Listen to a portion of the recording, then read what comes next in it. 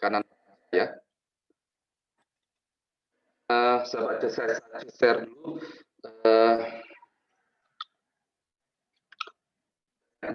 Ya, baik. Hari ini kita akan bicara tentang hutang bank ya. Gibranti, tolong di apa namanya temannya masuk di submit ya.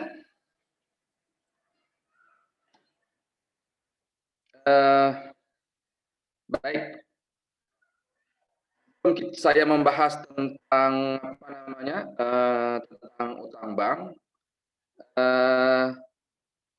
Saya mencoba merefreshing kembali gitu ya.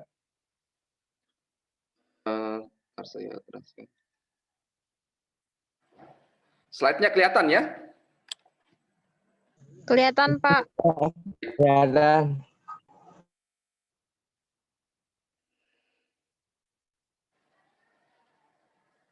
Ya. Pak, saya coba melihat kembali ya tentang di neraca bahwa lagi sekali bahwa hutang itu ada di sebelah kiri ya, sebelah kanan ya kalau saya berhadapan sebelah kanan dan piutang itu sebelah kiri. Lagi sekali antara hutang dan piutang itu beda ya. Secara sederhananya kalau hutang itu adalah uang orang ada di kita ya. Kalau piutang kebalikan dari hutang, uang kita ada di orang gitu ya. Jadi itu sederhananya. Jadi lagi sekali kalau hutang itu uang orang ada di perusahaan gitu ya. Kalau piutang uang perusahaan ada di orang gitu. Itu secara sederhananya berpikir tentang hutang gitu. Nah, sebelum apa namanya? Sebelum saya coba membahas tentang hutang bank gitu ya. Saya mencoba refreshing tentang pencatatan akuntansi karena ini penting. Ini berkaitan dengan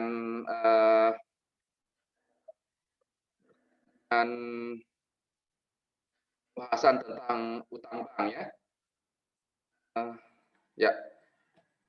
Dulu mungkin di pengantar akuntansi 1 gitu ya. Saya tidak tahu apakah pernah dibahas tentang pencatatan akuntansi ya, pencatatan akuntansi.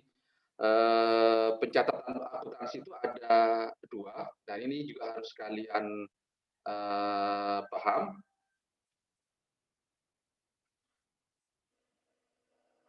Pertama, pencatatan menggunakan cash basis, yang kedua menggunakan accrual basis. Nah, sekali. Ini yang apa namanya seorang accounting harus paham. Jadi pencatatan di akuntansi itu ada 2, ada menggunakan cash basis atau basis kas. Yang kedua adalah menggunakan basis accrual. Ya, walaupun memang yang sekarang digunakan adalah accrual basis ya, tapi nanti seperti apa penjelasannya. Jadi pengertian menggunakan istilah cash basis ya atau basis kas itulah pencatatan akuntansi dilakukan pada saat kas benar-benar diterima secara tunai. Jadi kalau cash basis, pencatatan dengan cash basis kas itu kalau uang belum diterima uangnya ya dalam bentuk kas gitu, tidak akan dicatat transaksinya gitu ya, belum akan dicatat. Jadi kalau sudah benar-benar menerima uangnya baru dicatat, itu adalah cash basis. Nah, kalau accrual basis itu pencatatan akuntansi dilakukan pada saat terjadinya transaksi walaupun kas belum diterima. Ya. Jadi kalau accrual basis ini walaupun kasnya belum ada uang gitu ya. Itu harus dicatat gitu walaupun dia tidak ada uang. Nah, seperti apa contohnya?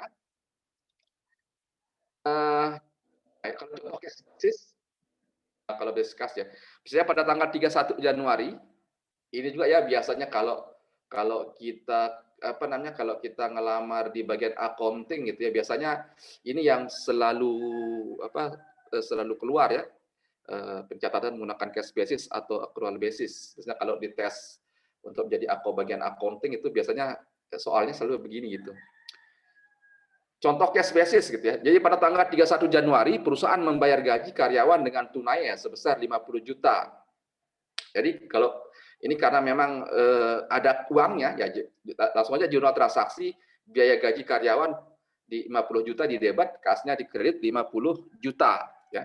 Ini kalau basis. Jadi kalau uangnya ada langsung dicatat, ini cash basis ini. Ya. Ya, kalau accrual basis ya pada tanggal 31 Januari perusahaan belum memiliki uang ya untuk membayar gaji karyawan sebesar 50 juta. Uang baru ada pada tanggal 3 Februari dan accounting harus mencatat transaksi tersebut. Jadi tanggal 31 Januari itu perusahaan harus membayar gaji karyawan ya sebesar 50 juta tapi uangnya tidak ada gitu ya. Nah, kalau dalam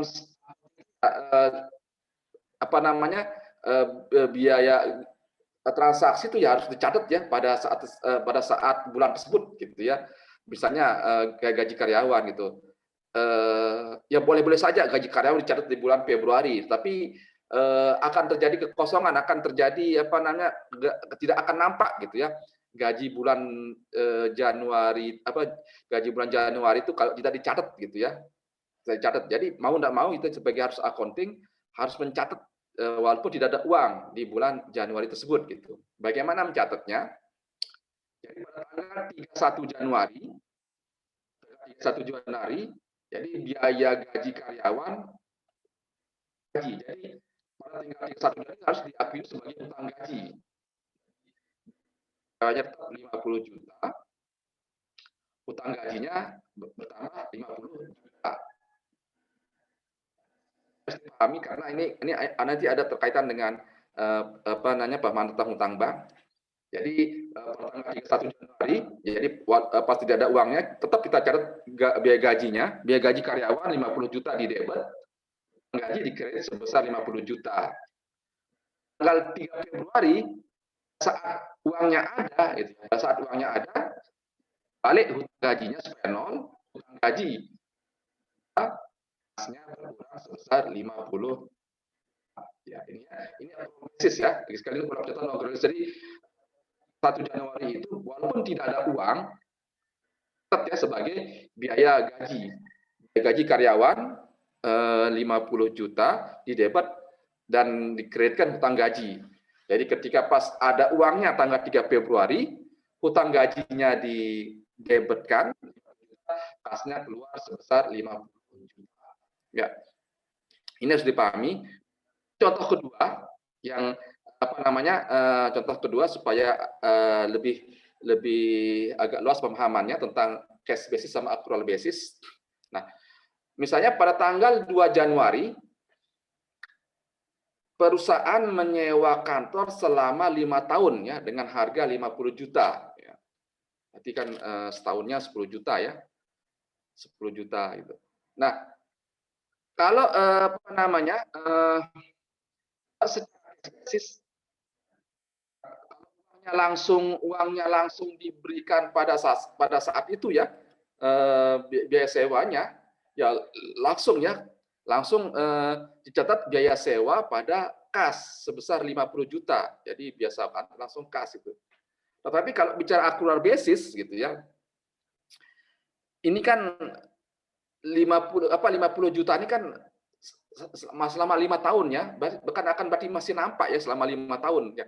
Bagaimana cara perlakuannya kan gitu ya, mencatat kan gitu. 50 juta ini selama 5 tahun tetap harus ada gitu sampai dengan berakhirnya kan gitu. Di dalam neraca kan gitu.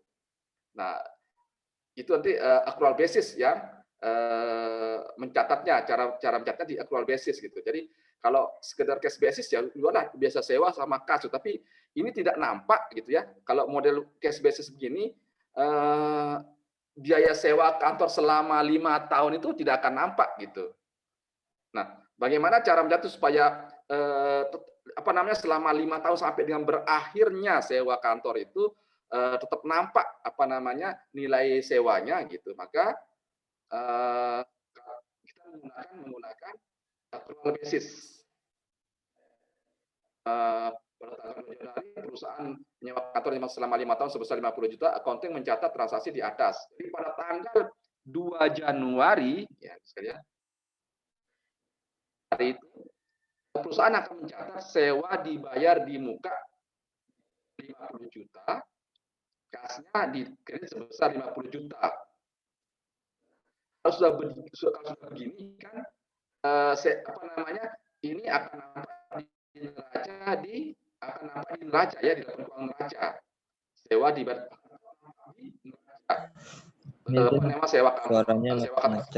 sewa kantor dibayar di muka.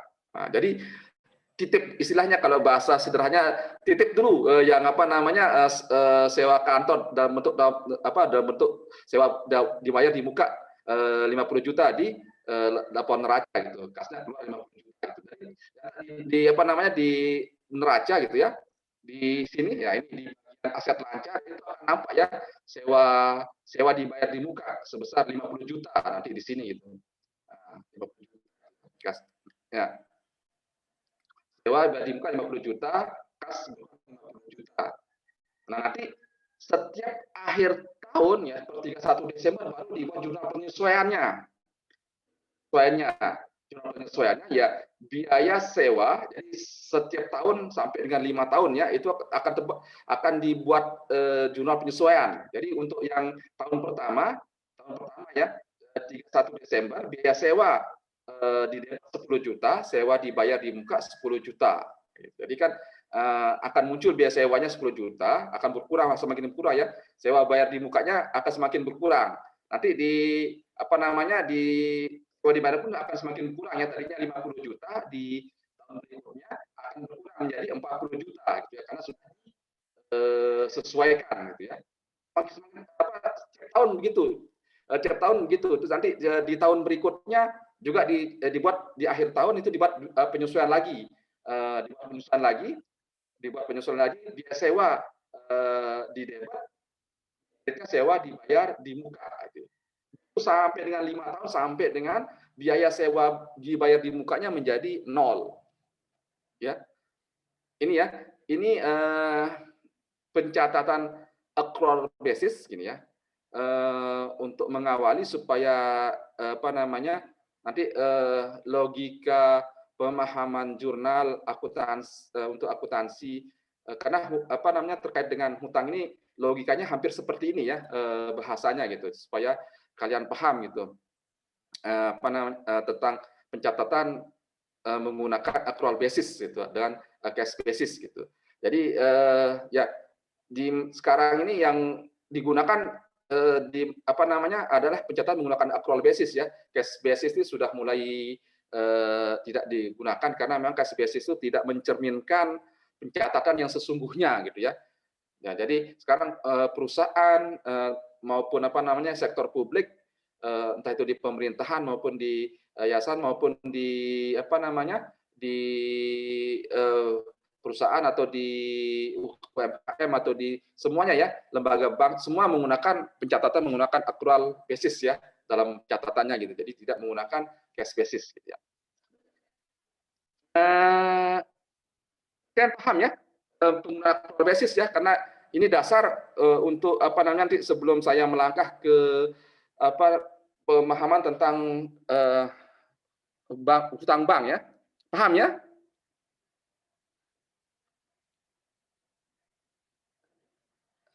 Halo? Ya? Putus-putus Pak suaranya, Pak. Oh gitu. Ya, Putus-putus, Pak. Astaga. Ya. Ya. Maksud saya baik. Paham enggak? Maksudnya yang saya contohkan ini paham enggak tentang perbedaan antara cash basis sama accrual basis? Insya Allah paham Pak kalau ya? ini. Baik. Saya lanjutkan ya. Ya walaupun lagi sekali ya. Ya ini hampir sama kondisinya ya. Terputus-putus karena sinyal gitu ya. Saya juga tidak tahu kapan yang baik itu sinyalnya gitu. Kapan yang baik sinyalnya eh, pagi, siang, sore, saya juga nggak tahu ini, tapi yang jelas kondisi ya, saya juga harus manapun juga harus memaklum ya di kondisi ini. Baik. Saya coba akan melanjutkan tentang hutang bank, ya. Lagi sekali, secara pengertian hutang itu lagi liabilitas sama saja atau kewajiban gitu ya. Jadi istilah-istilahnya harus kalian pahami sama saja ya. Liabilitas, hutang ya, kewajiban gitu ya. Itu sama saja. Jadi kalau liabilitas adalah kewajiban kini atau lembaga yang timbul ya, entitas sama dengan lembaga. Kewajiban kini lembaga itu yang timbul dari peristiwa masa lalu yang penyelesaiannya diperkirakan mengakibatkan pengeluaran sumber daya entitas atau sumber daya lembaga. Ya, jadi ada kewajiban kini, harus ada peristiwa masa lalu, kemudian pengeluaran sumber daya. Ini secara pemahamannya. Jadi kewajiban yang kini yang akibat peristiwa masa lalu yang mengakibatkan pengeluaran sumber daya lembaga. Seperti yang saya katakan kemarin,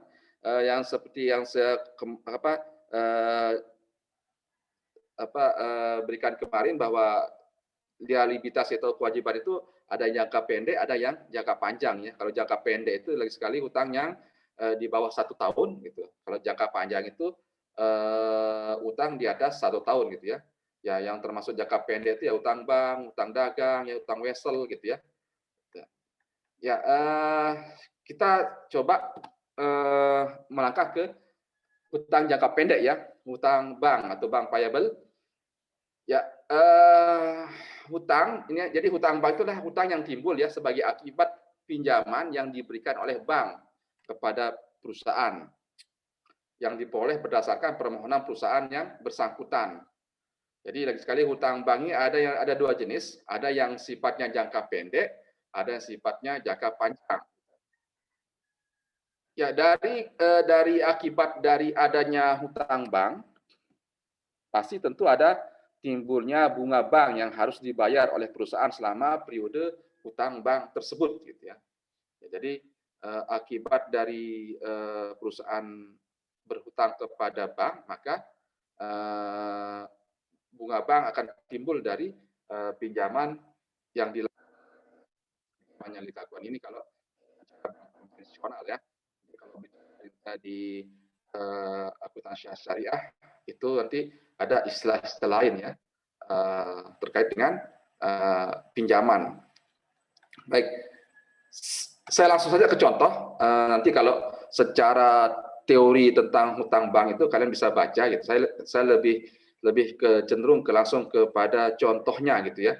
Contoh daripada bagaimana sih pengakuan tentang hutang bank, bagaimana pencatatan tentang hutang bank gitu ya. Jadi lagi sekali akuntansi keuangan 2, bagaimana kita melihat ketika kita mencatat di bagian kewajiban itu seperti apa, pengakuannya seperti apa gitu ya tentang hutang gitu. Kalau sekarang terkait dengan hutang bank. Contohnya misalnya PT Bumi pada tanggal 1 September 2015 menarik hutang dari bank BRI sebesar 750 juta dengan bunga 16% untuk jangka waktu 180 hari. Pertama, buat jurnal transaksi di atas, kapan jatuh temponya hutang tersebut, kemudian bagaimana jurnal penyesuaian 31 Desember 2015 dan jurnal pada saat jatuh tempo gitu ya.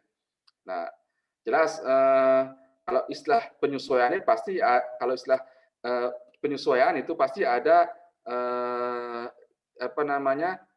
di akhir Desember kan gitu ya, karena mungkin sudah lewat, nah harus dibuat penyesuaian sama dengan ini kan. Nanti coba kita lihat transaksinya gitu ya.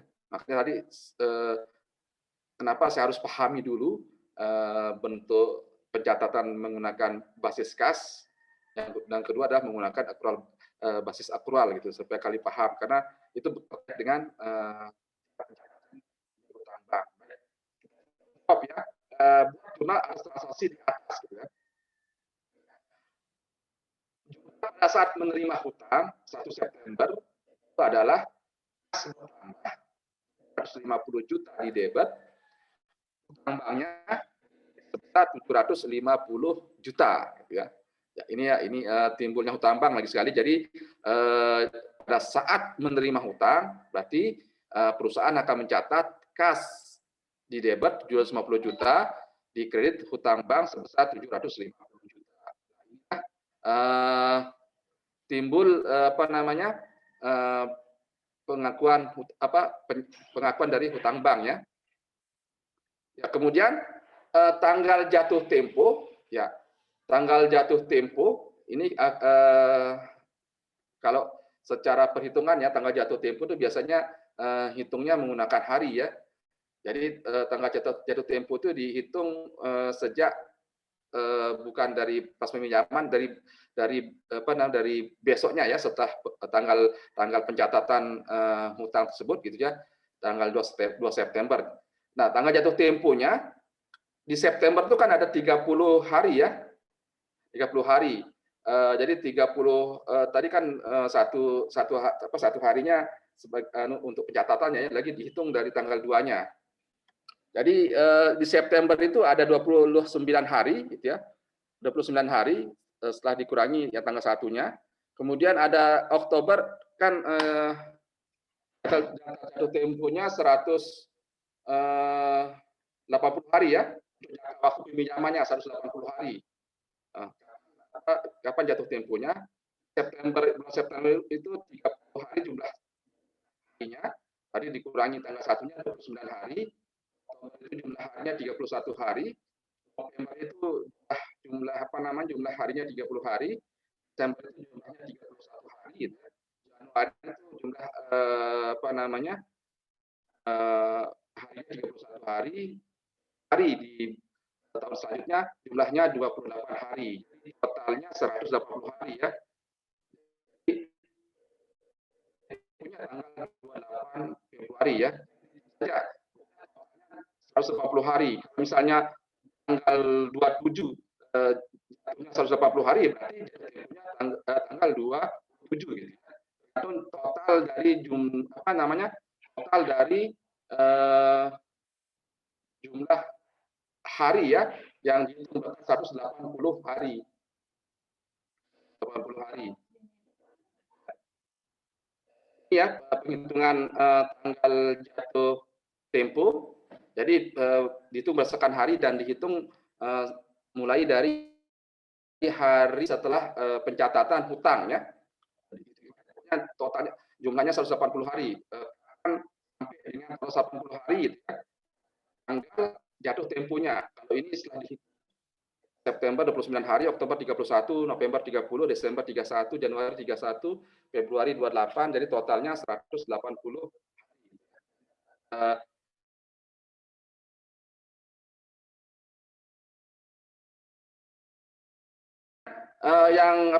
Yang soal ketiga, jurnal penyesuaian 31 Desember. Your internet connection unstable.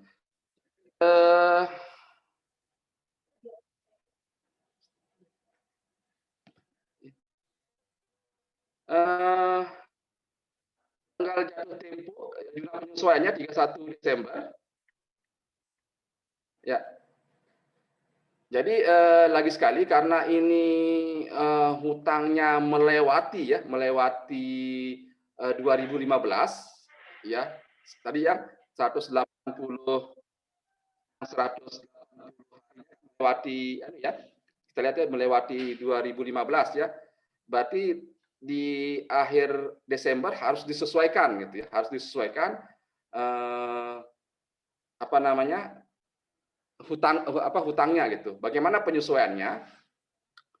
Jadi dibuat penyesuaian biaya bunga gitu ya. 40 juta pada hutang bunga 40 juta. Nah, dari mana penyesuaiannya gitu ya. Jadi biaya bunga itu dihitung 750 juta dikali 16% dikali 120 per 360 ya.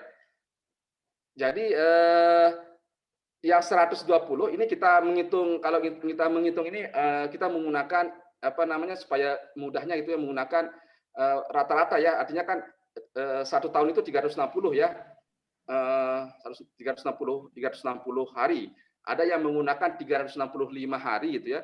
Ada yang menggunakan 360. Kita menggunakan 360. Jadi kita rata-ratakan 1 bulan itu 30 gitu ya, 30 gitu ya. Ini ada juga beberapa bank yang menggunakan gitu ya, tidak menggunakan hari dalam penghitungan persentase biaya bunga. Jadi ini kita menganggap bahwa 1 tahun itu 360 hari ya. Jadi rata-rata 1 bulan itu 30 gitu ya. Lagi sekali rata-rata 1 bulan 30. Penyesuaian gitu ya. Penyesuaian di 2015 gitu ya. Itu nilai hutang 20 juta kali 16%. Nah, 120 ini kan dihitung 4 bulan ya, dari September, Oktober, November, Desember. Ada 4 bulan. Jadi 4 kali 30. 4 kali 30. Jadi 120 per 360. Ya. Jadi ini ya. Jadi 4 bulan dulu kita akui biaya bunganya gitu ya. Biaya bunganya gitu ya. Biaya bunganya kita akui, jadi 750 juta kali 16% kali 120 dibagi 360. Itu sama dengan 40 juta, sehingga pada tingkat 31 Desember itu kita buat penyesuaiannya, biaya bunga 40 juta, kemudian hutang bunga kita buat menjadi hutang bunga gitu ya, 40 juta. Jadi nanti akan muncul hutang bunga ini di neraca gitu ya, hutang bunga di neraca gitu. Jadi seperti saya katakan tadi, ini sistem akrual ya. Jadi kayak sistem kayak biaya sewa di muka itu harus muncul dulu gitu ya, sesuatu pasangan dari biaya bunga ini gitu ya. Itu namanya hutang bunga gitu. Ini untuk memberikan semacam kalau di akuntansi itu apa yang digunakan supaya hutang bunga gitu, atau seperti tadi ya, apa yang sebagai pasangannya biaya sewa supaya kelihatan sewa bayar di muka tetap muncul di neraca kan tuh posisinya kan gitu, sehingga digunakanlah biaya sewa dibayar di muka gitu. Nah, kalau di hutang bank ini ya istilahnya supaya bunganya supaya tidak tetap muncul di neraca, kita menggunakan istilah hutang bank gitu ya. Hutang bunga gitu, sehingga hal penyesuaian di 31 Desember biaya bunga hutang bunga. Nanti di bulan Februari itu baru kita akan hilangkan hutang bunganya dengan cara ini ya. Pada saat itu gitu ya, pada tanggal 28 Februari 2016, bunga yang tinggal sisanya gitu 750 juta kali 16% kali 60. 60 itu tinggal dari tadi ya, Januari sama Februari ya. Januari sama Februari. Itu 30 60 sama dengan 750 kali 16% kali 60 per 360 sama dengan 20 juta. Sehingga kita buat jurnal saat itu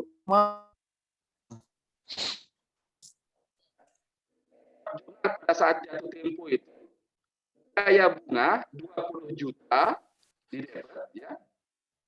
Kemudian hutang bunganya kita 4 juta. Ya, kemudian hutang bank kita sehingga kas ada jatuh tempo itu sebesar 810 juta.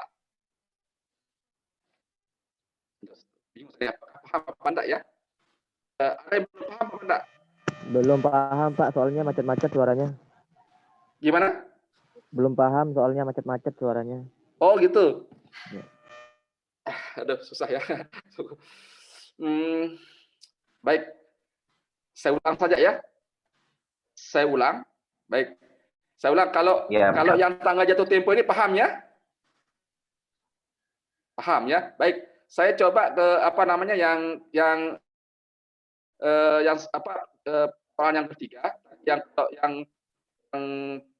transaksi pertama pada saat menerima hutang ya, pada tanggal 1 September itu jelas pencatatannya kas masuk karena dia memang perusahaan mendapatkan uangnya, kas masuk 750 juta, hutang banknya bertambah 750 juta. Pas ya. Yang kedua, penghitungan tanggal jatuh tempo ini sudah jelas ya. Penghitungan jatuh tempo ini pokoknya karena jangka waktunya 180 hari, ya tinggal dihitung saja. Itu bilang nyuruh Yang besok kan ada Padang, acara Padangku Incas males.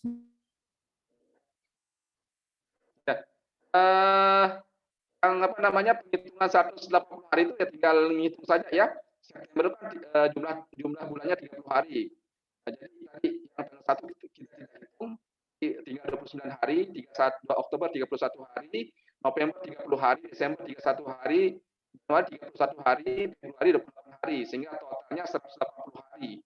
Nah, hitungan 180 hari itu harinya sehingga 180 hari ya, sehingga jatuh temponya tanggal 28 gitu. Nah, kalau berdasarkan hasil perhitungan 180 hari itu jatuh pada tanggal 27 ya. Itu pada hitungan harinya. Sehingga pokoknya totalnya 180 hari ya. Itu. Kemudian yang persoalan ketiga yaitu ya, sekarang membuat jurnal penyesuaian 31 Desember ya. Seperti saya katakan tadi, karena perusahaan kan harus melaporkan ya, dalam bentuk neraca gitu. Jadi begitu juga dengan hutang gitu. Jadi mana yang harus disesuaikan gitu ya, harus segera disesuaikan karena harus dihitung ya berapa sih biaya hutang yang harus dibayarkan gitu ya per setiap 31 Desember gitu. Nah, hutang-hutang yang harus disesuaikan gitu supaya kelihatan hutang perusahaan itu berapa sih, nah, seperti itu ya. Hutang-hutang dan segera dibiayakan dulu gitu ya, dibiayakan dulu. Jadi setiap walaupun uangnya belum keluar gitu, tapi harus diakui dulu beban bunganya ya di akhir 31 Desember gitu. Karena memang sistem pencatatan kan di perusahaan pokoknya setiap 31 Desember yang sifatnya melompat itu ya harus diakui dulu ya. Sama dengan beban bunga itu ya, biaya bunga hutang gitu. Walaupun pembayarannya di tanggal 28 Februari ya, pembayaran hutangnya, tapi harus diakui dulu gitu ya. Beban bunga yang sampai dengan 31 Desember tersebut gitu harus diakui dulu gitu. Caranya kan gitu. Caranya ya tadi ya kita hitung dulu bulan yang harus dibebankan kan tadi ya. Kan mulainya hutang kan September ya, September, Oktober, November, Desember. Ada 4 bulan ya, ada 4 bulan. Jadi ada 4 bulan. Sekali penghitungan bulan ini dalam satu tahun kan ada yang 360 hari, ada yang menghitung 365 hari ya. Nah, penghitungan bunga ini kita menggunakan satu tahun itu 360 hari. Jadi rata-rata satu bulan itu adalah 30 hari ya. Jadi satu bulan itu 30 hari. 4 bulan kan September, Oktober, November, Desember kan. Jadi 4 kali 30 ya. Jadi 120. Bunga yang timbul sampai dengan Desember itu 750 juta dikali 16%, dikali 120 per 360 itu sama dengan 40 juta. Ini harus diakui dulu di 31 Desember yang harus dilaporkan gitu. Jumlahnya biaya bunga 40 juta, kemudian pasangannya bunga sebesar 40 juta. Paham ya? Sini? Insya Allah paham, Ya, Pak. Pak. Izin Pak bertanya. Ya? Nanti jadi kalau misalkan ujian Pak, kita pakai 365, 360 itu enggak masalah gitu Pak ya? Karena kalau dia pakai 365 sama 360 pasti beda kan nilainya Ya Pak? benar, selisih beda sedikit ya, selisih beda sedikit gitu. Mau pakai 365 juga bisa gitu ya, 365. Tapi lagi sekali memang ini banyak koma gitu ya. Jadi saya menggunakan apa namanya yang 360 ya.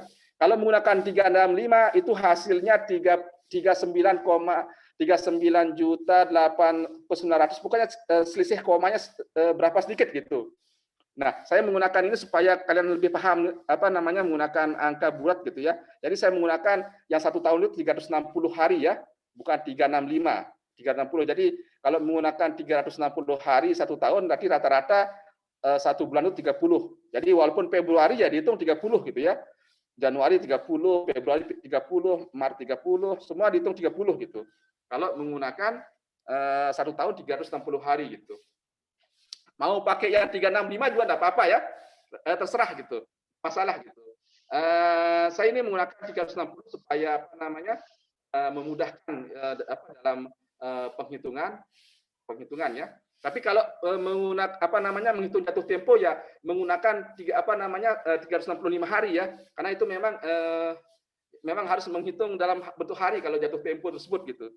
Tapi kalau dalam persentase mau menggunakan 360 itu tergantung daripada kebijakan di bank ya atau di bank biasanya mau menggunakan 360 atau 365. Kadang-kadang ada strategi bank ya menggunakan 365 apa 360 gitu. Ya di sini kita menggunakan 1 tahun 360. Jadi penyesuaian apa namanya yang timbul di Desember tersebut jadi September, Oktober, November, Desember ya 4 bulan 4 kali 3 120 ya. Jadi namanya jurnalnya biaya bunga pada hutang bank 40 juta ya. Kemudian tanggal tanggal 28 Februari gitu ya. Tanggal 28 Februari 2016 beban bunga sisanya 750 juta kali 16% kali sisanya 2 bulan Januari Februari ya. Jadi ada 60 ya. 30 60 per 360 sama dengan 20 juta. Sehingga pada saat itu kita akan membuat jurnal biaya bunga ya 20 juta. Kemudian hutang bunganya ya ini yang tadi itu kita balik supaya dia nol ya. Dan hutang bank itu juga kita harus apa namanya sehingga pasnya akan timbul di perusahaan akan membayar dalam bentuk kas sebesar 810 juta ya 810 juta.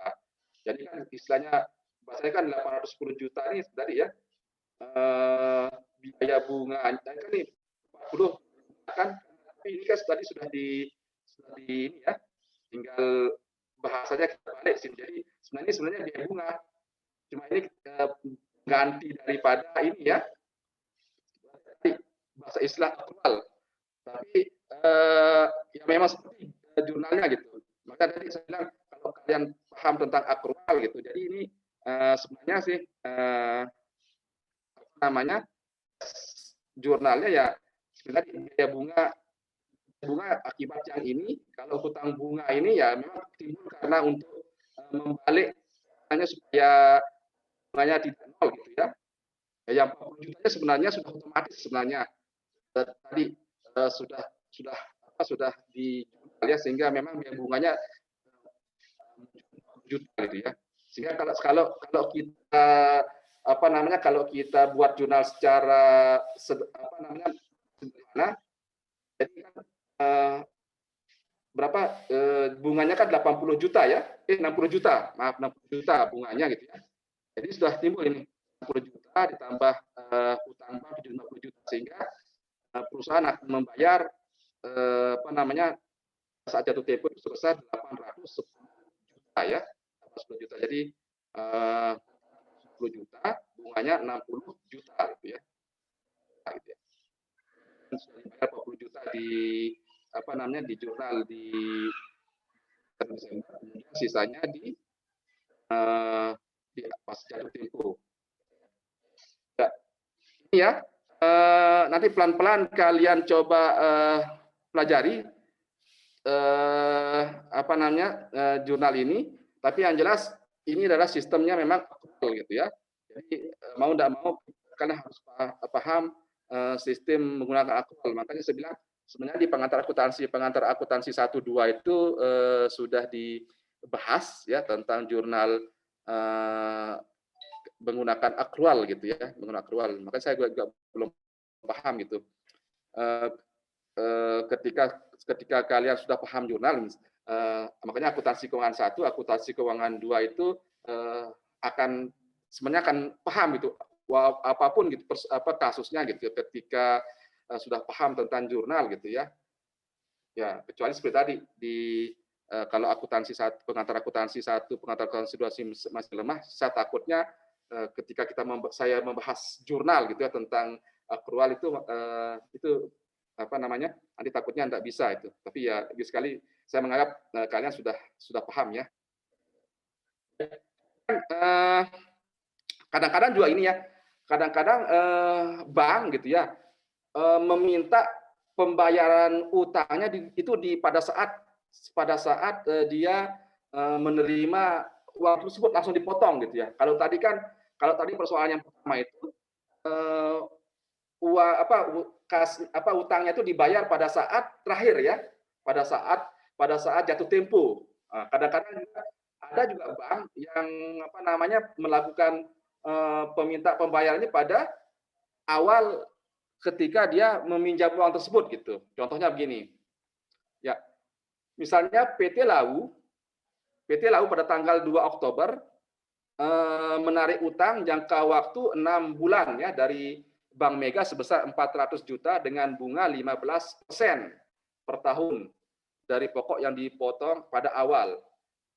Pada saat jatuh tempo, PT Lau membayar sebesar 400 juta. Jadi buatlah jurnal yang diperlukan. Ya. Kalau ini persoalannya adalah bank menarik hutangnya itu pada awal gitu ya. Pada awal ya bunganya itu diminta langsung gitu. Jadi diminta langsung gitu. Nanti pada saat terakhir jatuh tempo itu ya PT Lau akan melunasi hutangnya saja jadi tanpa bunga. Tapi karena bunganya sudah dibayar pada awal-awal gitu ya. Ya. Jadi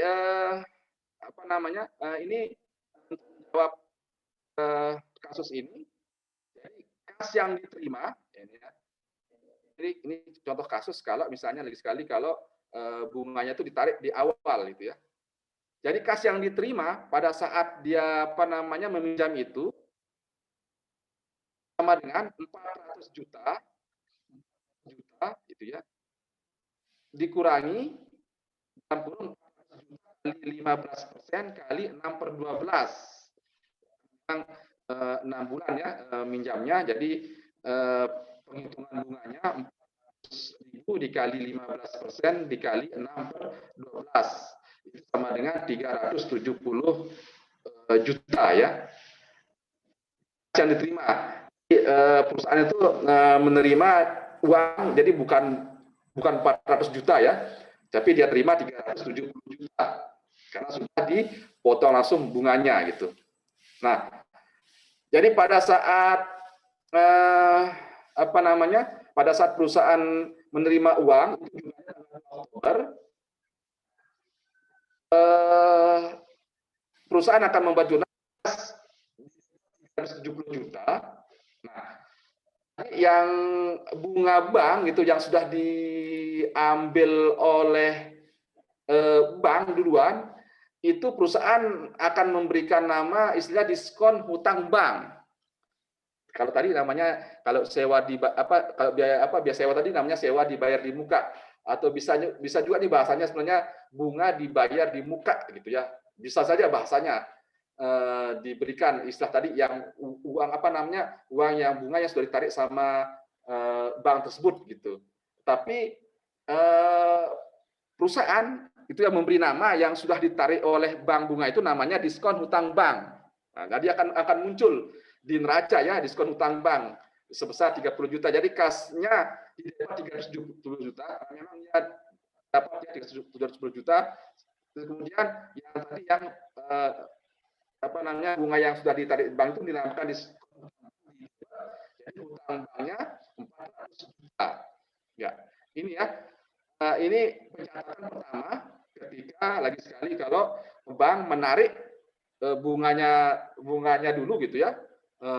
Yang tadi itu yang 30 juta itu. Jadi ini jurnalnya ya. Nah, kemudian bunga dibayarkan sekali di akhir ya, sehingga perhitungan bunga efektif dengan membagi ya. Jadi penghitungan gitu ya. Penghitungan bunga itu kita hitung berdasarkan bunga efektif ya.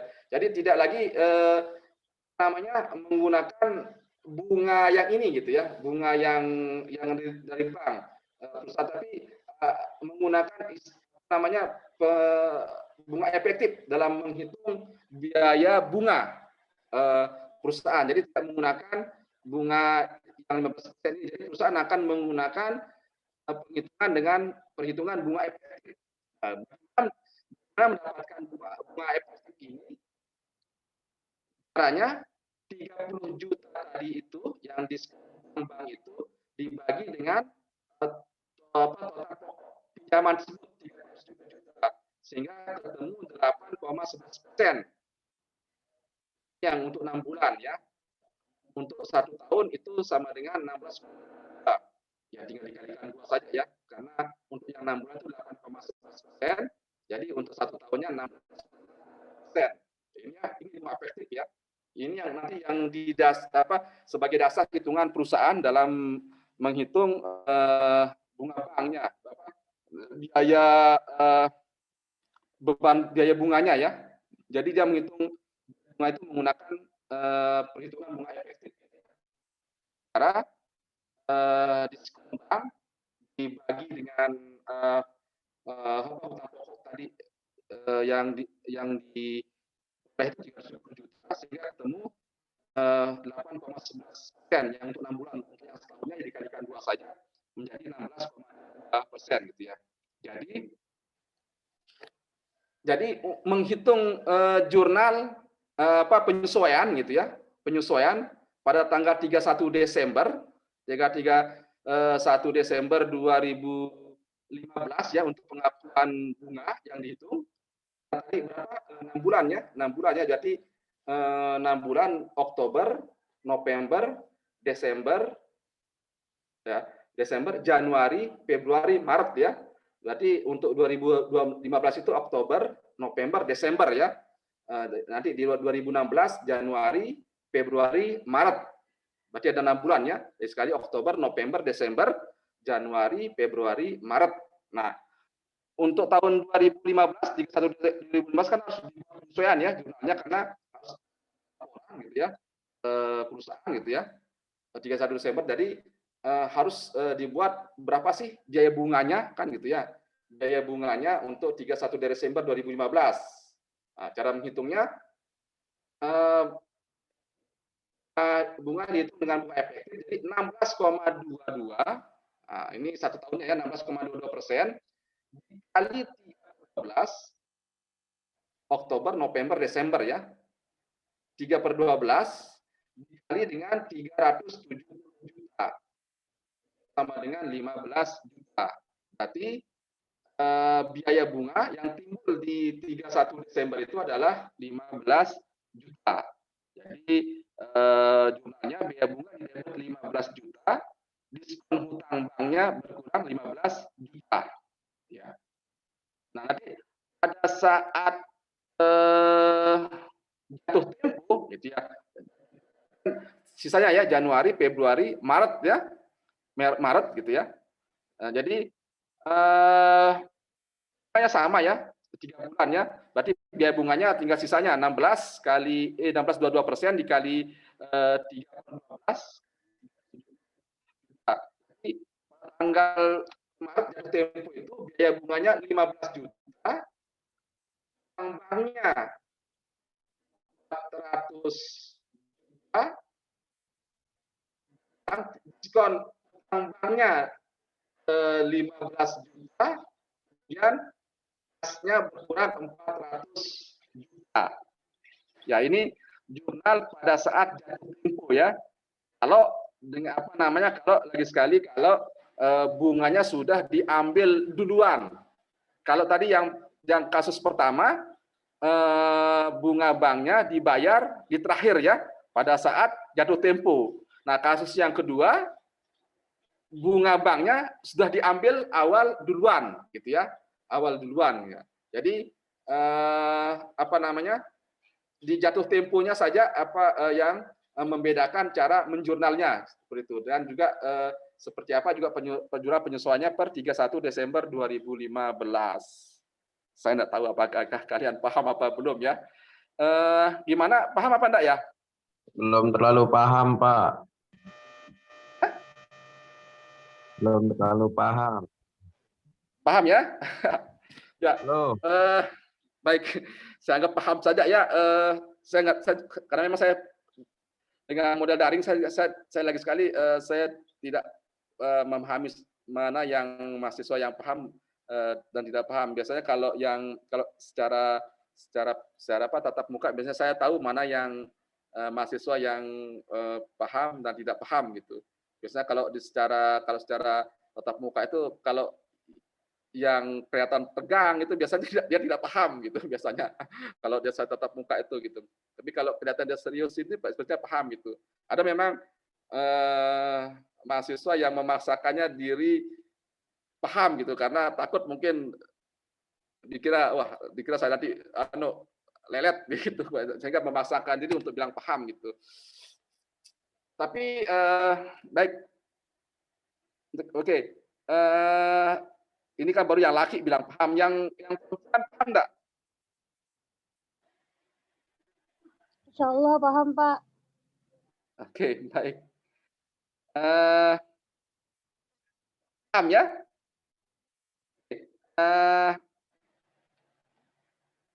Baik, saya pikir ini saja ya, supaya tidak terlalu nanti kalau terlalu banyak, kadang-kadang kalau saya terlalu banyak kasus saya berikan malah tambah ini ya, satu tambah pusing. Ya, jadi nanti coba kalian pelajari lagi tentang bank ini dengan yang 2 kasus ya, lagi sekali dengan 2 kasus. Yang pertama dengan bunganya dibayar terakhir pada saat jatuh tempo. Kemudian kalian lihat lagi kasus yang kedua ketika biaya bunganya dibayarkan saat hutang diterima ya, kasnya diterima gitu. Ya, ini coba kalian buka lagi slide, nanti saya kirim slide-nya gitu ya. Jadi saya berikan sedikit gitu, tapi kalian mengerti ya dengan 2 persoalan gitu. Ketimbang saya harus berikan banyak kasus, tapi nanti saya takutnya kalian malah tidak paham dengan di kasus 1 sama kasus 2 gitu ya. Lebih cuma 2 kasus tapi kalian paham ya. Lebih saya berikan lagi sekali cuma 2 kasus tapi kalian paham yang 2 kasus itu gitu. Daripada saya memberikan 3 kasus atau 4 kasus itu tapi tambah lebih ruwet gitu pemahamannya gitu. Ya mungkin kalau yang bekerja di bank mungkin sudah atau di bagian accounting itu paham langsung ya. Saya takutnya mungkin mahasiswa yang mungkin yang belum bekerja gitu ya, atau yang mungkin tidak bidang di pekerjaannya tidak di accounting, itu takutnya pemahamannya tidak sepenuhnya bisa kan gitu. Baik, lagi sekali cuma ini 2 kasus saya berikan pada sore hari ini. Kalau ada diskusi silahkan, mungkin ada yang mau bertanya atau mungkin kasusnya di lapangan seperti apa ya. Makanya saya lebih senang ngajar yang di sore ini karena memang kelasnya kelas mahasiswa bekerja ya. Banyak masukan yang saya dapat gitu ya. Karena memang kan yang bekerja itu biasanya langsung mendapatkan berdasarkan lapangan seperti itu. Silakan, ada yang didiskusikan sebelum saya mengabsensi?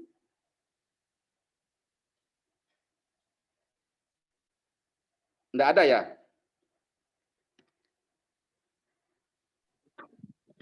Nggak ada, Pak. Oke, enggak ada. Kalau ada, terima kasih. Silakan, saya mau absensi dibuka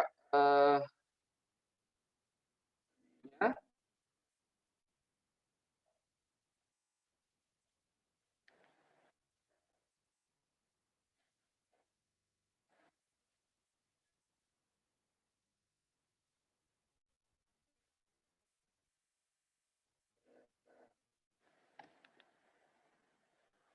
Dibuka semua.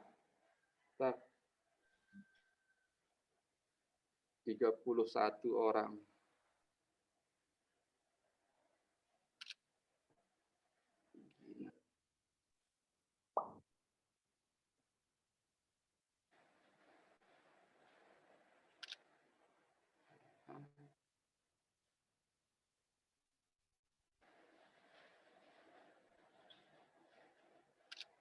Ya, siapa ini? Putri Ramadhani, Erani, Juniat Wira. Erani, dibuka coba videonya. Erani, Juniat Wira. Erani, belum dibuka. Siapa Kapitiani?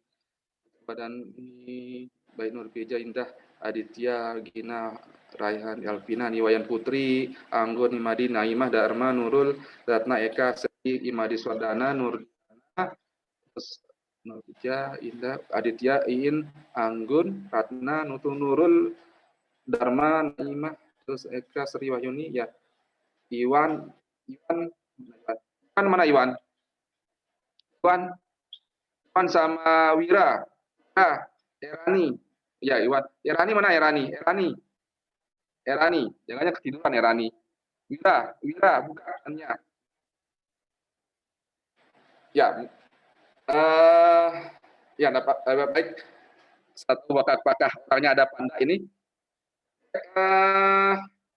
Terima kasih ya. Walaupun memang lagi sekali model daring ini ya mengharuskan sesuatu yang tidak kita inginkan ya. Artinya suara saya terputus-putus gitu ya. Memang akibat dari cuaca juga gitu ya.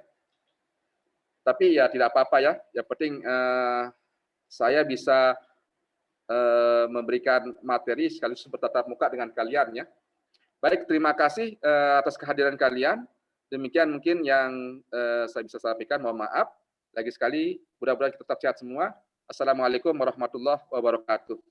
Waalaikumsalam warahmatullahi wabarakatuh.